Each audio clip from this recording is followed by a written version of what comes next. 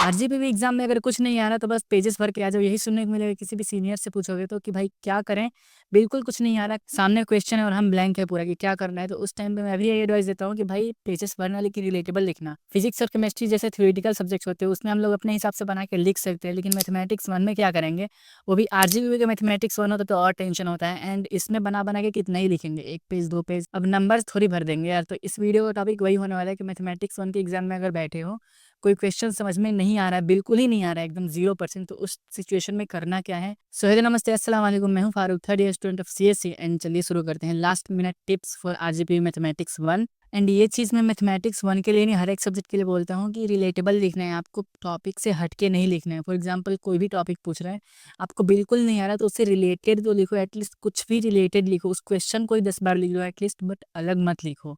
समझ रहे हो ना आप।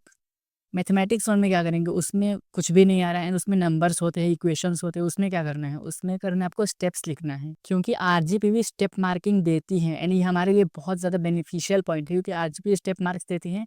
जैसे फॉर एग्जांपल रोल्स थ्योरम का कोई क्वेश्चन है एंड उसके सॉल्यूशंस को आप यहाँ पे देख रहे हो, ठीक है।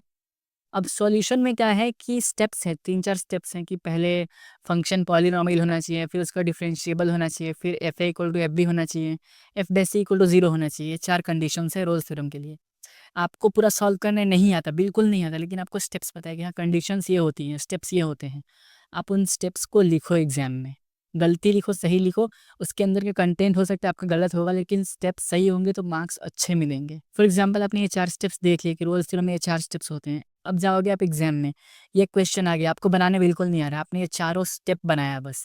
आपने पहला स्टेप लिखा, फिर आपने उसके अंदर गलती सही जैसे आपको समझ में आना आपने लिखा, फिर आपने दूसरा स्टेप लिखा, आपने तीसरा, एकदम पूरे स्ट्रक्चर्ड वे में। ऐसा नहीं कि बस पैराग्राफ्स की तरह लाइनिंग लाइनिंग लिख रहे हैं। भाई ये मैथमेटिक्स वन है ना, ये कोई फिजिक्स केमिस्ट्री के थ्योरेटिकल सब्जेक्ट्स तो है नहीं कि इसमें पैराग्राफ बना बना थ्योरी लिखते जाएंगे। इसमें स्ट्रक्चर्ड वे में दिखना चाहिए, वो साफ साफ समझ में आना चाहिए कि मैथमेटिक्स के इक्वेशंस बन रहे हैं। आप गलत बना रहे हो लेकिन इक्वेशंस की तरह लगना चाहिए ना। आई होप आपको समझ में आ गया होगा मैं क्या बताना चाहता था। एंड बहुत सारी इंपॉर्टेंट टॉपिक्स मैंने ऑलरेडी बताई हैं मैथमेटिक्स वन के ऊपर, मेरे चैनल पे अवेलेबल है, जाके उनको देखना। उनकी वीडियोस आप सर्च करना, उसके सॉल्यूशंस देखना, उसके स्टेप्स को याद करो। भले ही आपको क्वेश्चन समझ में नहीं आ रहा, आ जाए तो बहुत अच्छी बात है भाई। क्वेश्चन समझ में अगर नहीं आ रहा है जो, तो उसके आप स्टेप्स को समझो, स्टेप्स क्या होते हैं, स्टेप्स को जाके एग्जाम में लिखना, बनाने की कोशिश करना। At least good try is better than blank. Video पसंद तो वीडियो को लाइक करना, चैनल सब्सक्राइब करना। एंड मिलते हैं किसी अच्छी इन्फॉर्मेटिव वीडियो में, तो बाय। सब्सक्राइब कर लेना भाई याद से।